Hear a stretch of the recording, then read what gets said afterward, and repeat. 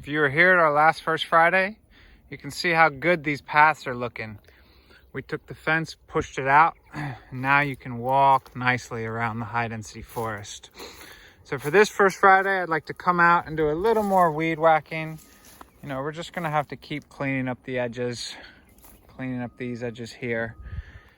Keep it looking real nice. We're also gonna take note of the seeds. So hopefully elderberry is available soon. I believe this is silky dogwood. I believe this is aronia. We're gonna do a little bit of a identification of what seeds are here, what seeds we can collect soon. So Basil and I are both really excited about starting to work more with edible perennials. Edible perennials just gives us a whole nother group of people who may not be interested in native restoration, but might be interested in planting trees that they can eat from. We're also starting to work with farmers who want to plant more trees they can eat from.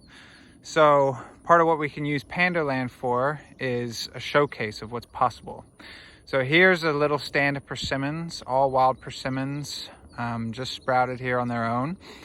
And I'd like to take these and start to manage them a bit more, and then eventually graft them into a cultivar Native American persimmon.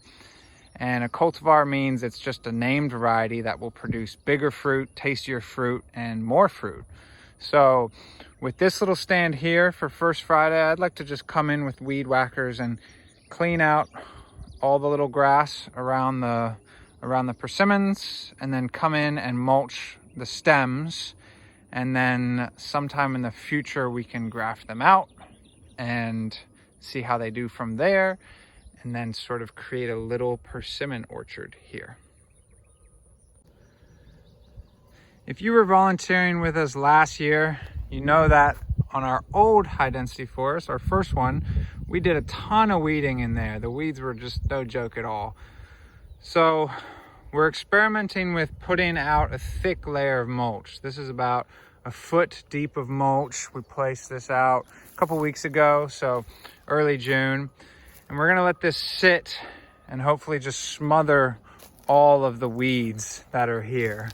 And then come winter or spring, we'll be able to just plant directly into this and see how much of the weed pressure this kills back for another high density forest. And so for First Friday, I want to take this mulch pile here and just push it out so we have a nice even 1 foot area, and can plant another little experiment this winter.